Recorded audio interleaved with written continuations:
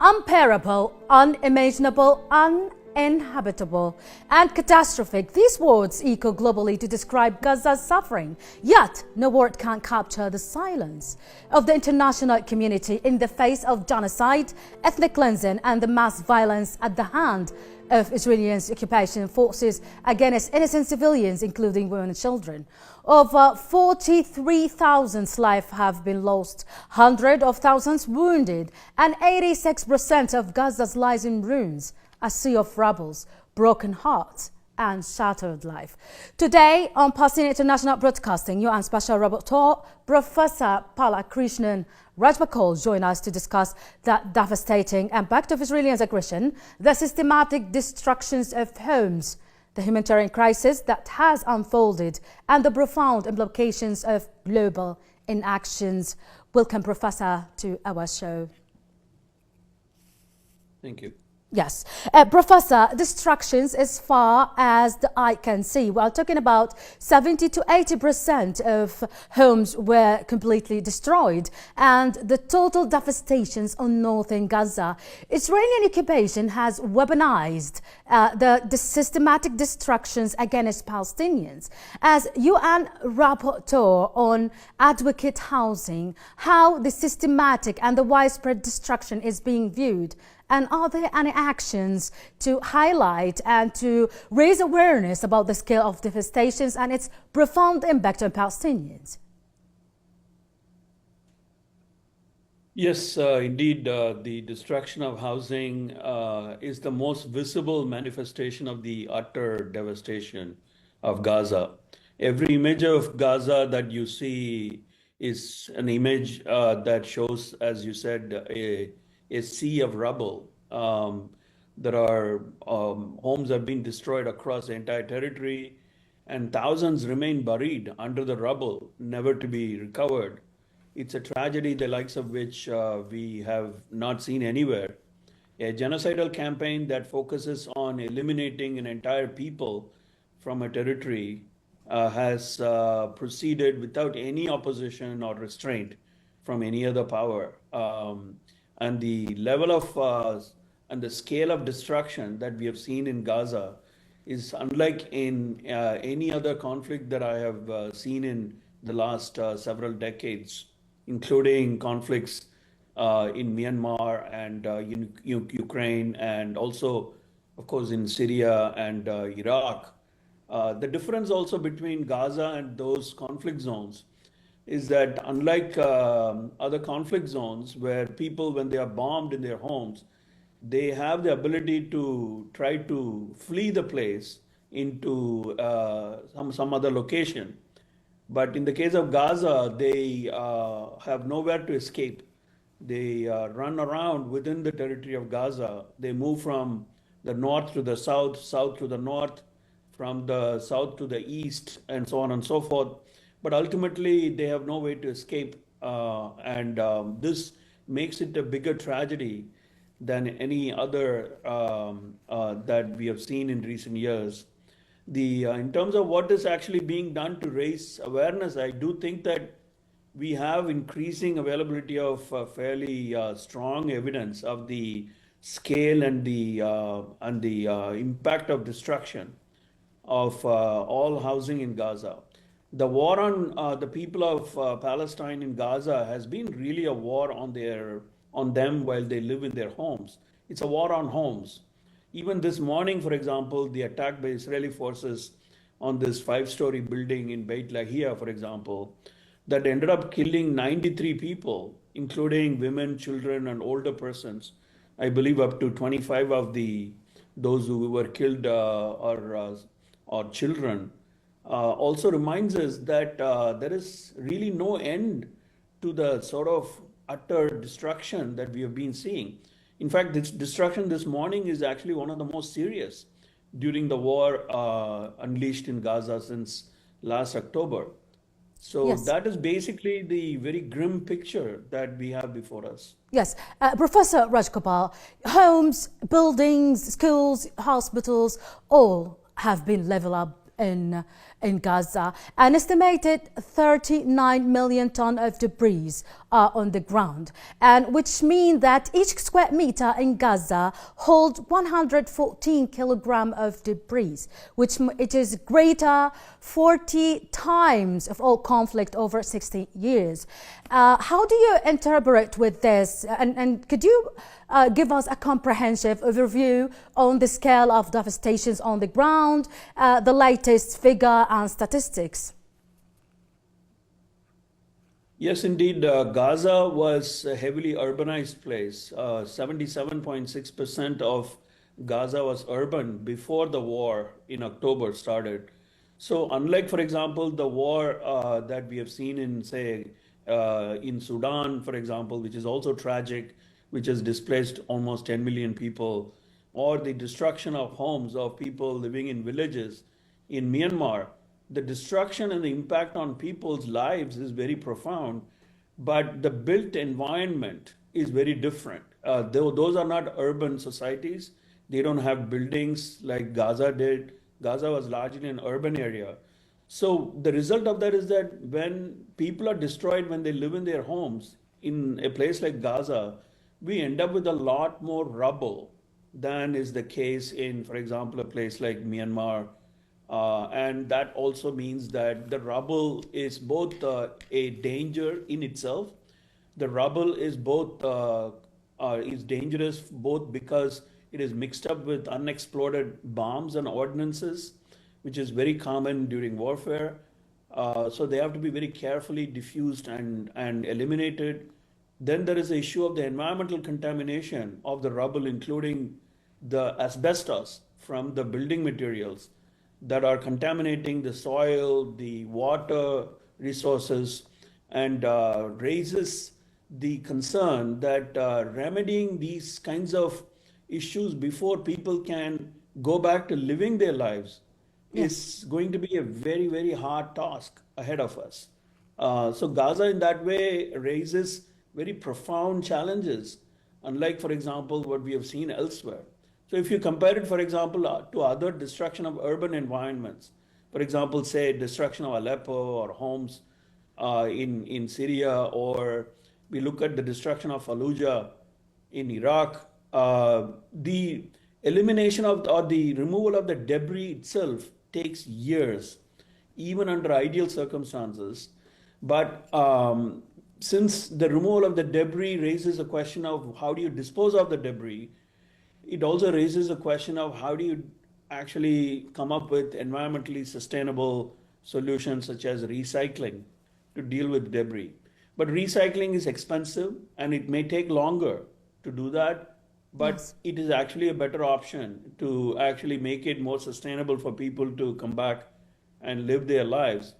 So my estimate is that based on the best assessments that I have seen from international organizations and experts and others, it appears to me that the removal of the debris and the rebuilding is going to take decades at this stage, especially if the occupation continues. See, the key issue here is the occupation. If the occupation ends today, the removal and rebuilding can proceed so much faster. But if not, we are looking at a very, very long period, perhaps decades. But Professor Rajagopal, much attention and focus on the scale of the debris. Many studies reveal that clearing the debris will take like 15 years and estimated 650 million US dollars. The question is where to dispose the debris, especially in the most densely populated area, the Gazas. Are there any considerable resolution being considered? The estimates that you're referring to from the UN report that actually sort of offered an assessment of the 15-year period for disposal of the debris. Again, it is a variation. It is based on a number of assumptions, including, for example, the achievement of a sustainable and long-term ceasefire, and the ability of adequate earth-moving equipment to come inside the territory. Right now, Israel controls the entry of any such equipment. So it's a very optimistic scenario in my view. In terms of what you do with the debris, normally if the war completely ends, if there is complete ceasefire, the debris can be either recycled in the form of, for example, reusing it as part of building future building materials. For example, laying the foundations or incorporating elements of the debris into other rebuilding blocks and so on and so forth. They can also be used for road laying, for shoring up coastal areas. There are a number of ways in which uses for the debris can be found. But Gaza is a very limited space in terms of the availability of land, especially usable land. And this raises a very different set of challenges for Gaza compared to, for example, the destruction of cities during either World War II or more recently in Syria and in Iraq. So we have to see what, first of all, a proper assessment on the ground reveals in terms of the extent of debris that is on the ground and the ability of those who are working to remove that debris is enabled by the lifting of sanctions and by the easing of the occupation. Yes. Professor Rajagopal, let's move on the forced displacement in Gaza. We're talking about 1.9 people were internally displaced, 90% of the population. They are facing forced displacement multiple times, even 10 times. And they are between death, hunger, malnutrition, and catastrophic humanitarian crisis. How do you address this challenging period to the Palestinians in terms of forced evacuations, forced displacement? Yes, it is. The entire population of Gaza has been displaced multiple times in many cases across the territory, and particularly badly affected are those who are children and women, and also people who are disabled, who have found it extremely difficult to, for example, follow evacuation orders or to move about. So it's really a catastrophe what we have seen in Gaza. In terms of how one responds to the very large number of displaced persons in Gaza, first and foremost, they must be provided adequate food and water and other basic necessities, including shelter. Yes. Winter is coming to Gaza, for example, now, but more than 1 million people are actually without any homes. They're lacking shelter. But shelter supplies cannot enter Gaza. Food is being restricted intentionally. The whole of northern Gaza is being starved. No supplies have entered since October 1st. So it is really what we are witnessing is a slow extermination campaign by Israel, at least in the case of northern Gaza. And in the case of the whole of Gaza, what has been going on is basically a genocidal sort of attempt to restrict access to all essentials of life, Yes. including, as I said, shelter. So first, what we need is a humanitarian response. The war must stop. There must be immediate and massive humanitarian response, including food, water, shelter, and basic healthcare needs. Secondly, the people who are actually displaced must be afforded the opportunity to actually find their loved ones, including locating people who are missing, finding their families.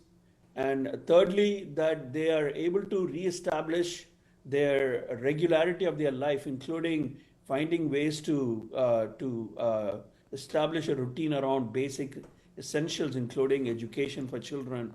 Those are essentials that all displaced persons actually are entitled to. And if you look at every situation involving mass displacement, this is basically what humanitarian agencies do. They Yes. provide them shelter, they provide them basic necessities, They ensure access to education for children Yes. and healthcare Professor, for those who need it. yes, Professor, as you mentioned, the winter need, and you said shelters. You know, there is a study said that to meet the need, winter need, it may take 2 years. So are there any specific preparation, especially for those displaced people who are in a humanitarian zone near the coastal and at the risk of flooding? Yes, I'm not aware of any specific plans that have been made, Yes. either by humanitarian agencies or by any of the countries involved. And I hope that these are issues that must be part of what I think is a need for an urgent humanitarian conference Yes. that must be convened in the case of Gaza to immediately decide on an action plan to respond to those who are most at risk.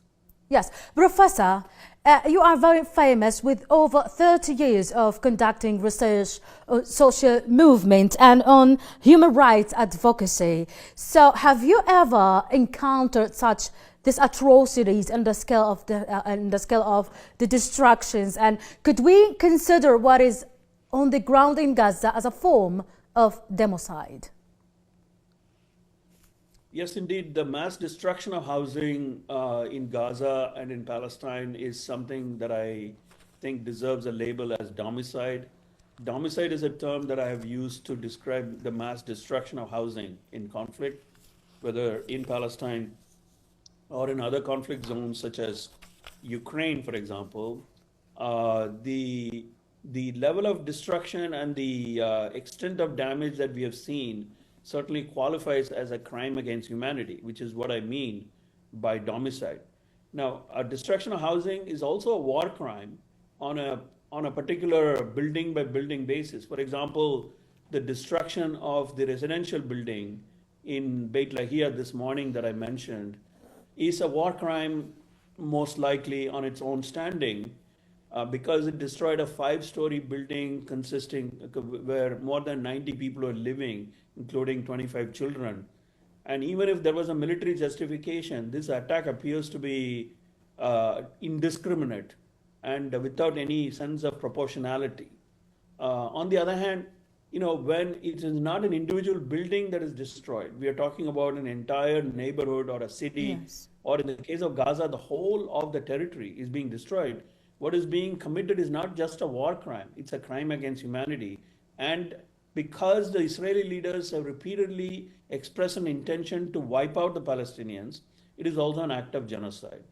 Yes, Professor Rajagopal, you always highlight in your reports the genocidal dimensions of Israelis' actions on Gaza. What measures should be taken in order to hold Israelis accountable for these violations, war against humanity, and the genocide in Gaza? Especially, and what is the role of the UN in the accountability process? The individuals who perpetrate the crimes involved must be held individually accountable. These include not just the leaders of the State of Israel, but also the particular unit commanders within Israeli forces that have been openly documented as those responsible for carrying out the destruction. For example, the engineering battalion 8219 is documented as carrying out controlled demolitions of buildings. That is actually a violation of the laws of war. They must be held accountable. In addition to Israeli leaders, however, I would also include the leaders of other countries who have supplied weapons and who have enabled the genocide to continue. They are accomplices. They are equally guilty of the crimes against the Palestinian people. So the first level of response must be by establishing individual criminal and civil liability under international law. Yes. And this is beginning to happen. We are seeing, for example, the request for the arrest warrants by the prosecutor of the International Criminal Court. There are many countries where individuals have filed lawsuits against particular either individuals or against companies, charging them with liability for being complicit in the crimes that are being committed in Palestine. But beyond individual accountability, we should also not forget that Israel is accountable as a state. That is state responsibility under international law. Yes. For both repairing the damage that they've caused, not just through the war that we have witnessed in the last year, but also because of decades of occupation. Those are grave breaches of international law. As the International Court of Justice found recently, Israel's continuing unlawful occupation of Palestine is actually a grave violation of international law, especially when it is accompanied by systematic racial discrimination, as the court found. So Israel owes Palestinian people a state responsibility in order to compensate and repair the damage that they've caused. And this is a generational issue. We are talking about this issue actually remaining with us for decades. Israel will continue to be liable for many, many decades. Yes. So we are talking about both individual and state responsibility. And for that, the UN system and the UN mechanisms, including the courts, as well as the other courts that have been established, like the International Criminal Court, are extremely important.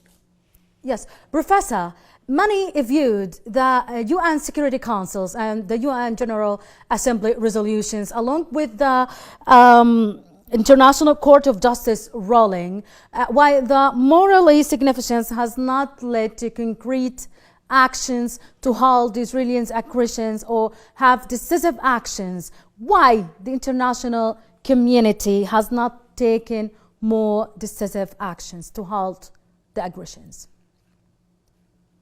Well, that has been the most disappointing and unfortunate outcome of the systems established after World War II. Both the UN Security Council and even the General Assembly have not done what they were expected to do. In the case of the Security Council, it has been completely blocked from any action by the veto power used by the United States. But in the case of the General Assembly, there is a dissembling or a lack of a concrete action taken by the General Assembly to enforce its ruling. The most concrete action I've seen so far is actually following the ruling of the International Court of Justice. The General Assembly adopted a resolution calling for the end to the occupation of Palestine by Israel within a time period of 1 year.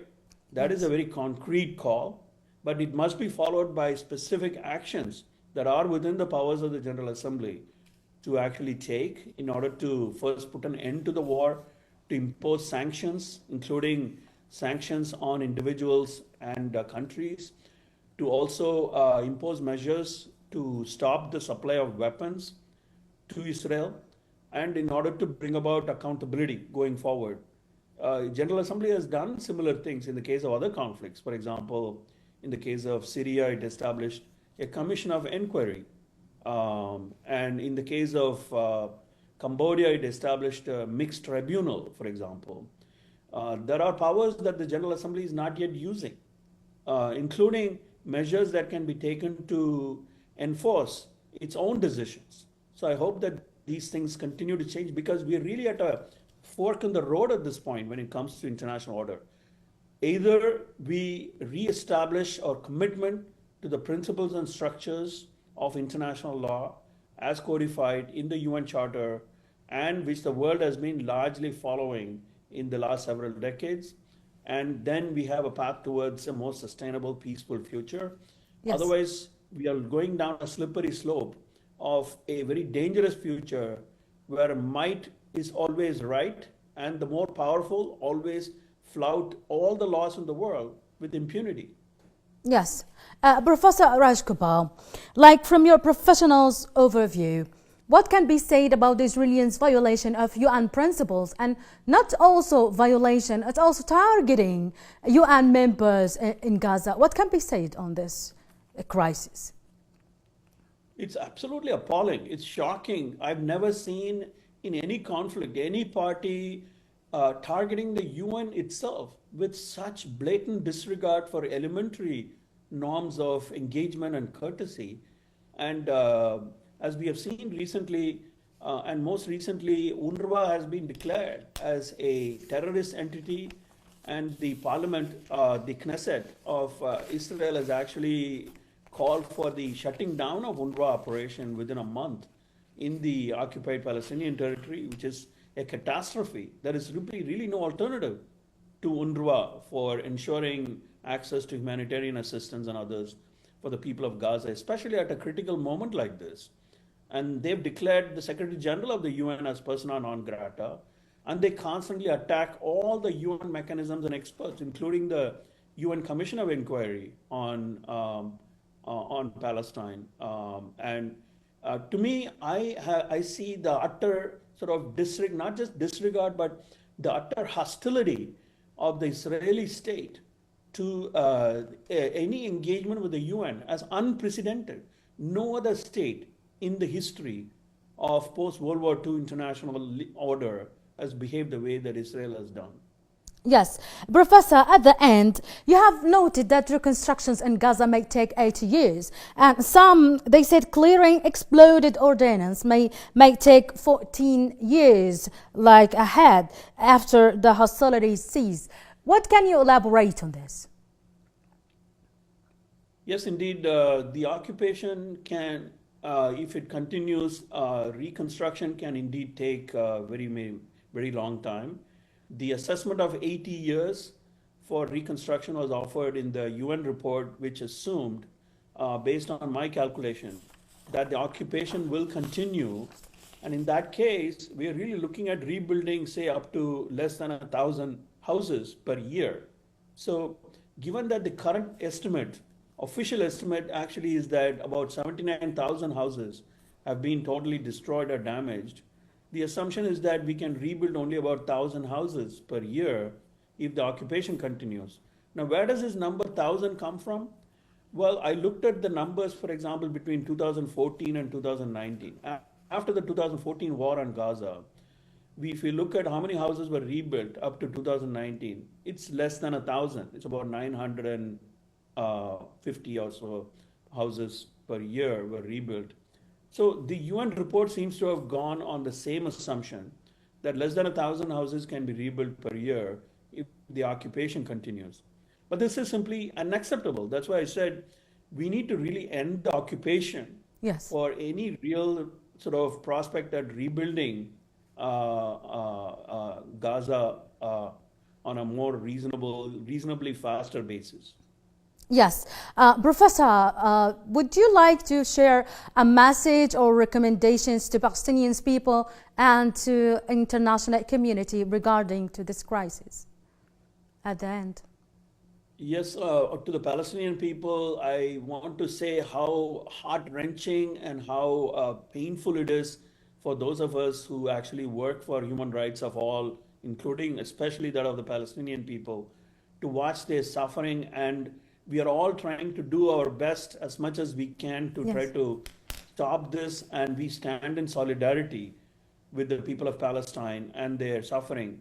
And we will not let go of the situation until we found accountability, but most importantly, we find assistance and to stand together in order to rebuild lives for the people of Palestine. And as far as the international community is concerned, my message is that the solidarity that is essential for the functioning of everyone as a world community is really at great risk of being broken at this point. So the recent attempt, for example, at the UN to adopt a summit, to convene a summit of the future, to adopt a pact of the future, as the General Assembly did, is very welcome. And I hope that this actually provides a foundation for re-establishing an international commitment to a culture of solidarity. Because without functioning together as a community, the world has no future. That is my message. Yes. Balakrishnan Rajagopal, you and Robert are on the right to advocate housing. Thank you so much for your insight on Palestinian International Broadcasting. Thank you for joining us. Thank you. The international community Action is needed now more than ever to restore justice and uphold human dignity in Gaza. Innocent civilians, families, children, entire communities are enduring weight of unimaginable violence, with Gaza at the epicenter of devastating humanitarian crisis. The world cannot and must not remain silent as the Gaza is left to burn. Thank you so much for joining us on Palestinian International Broadcasting.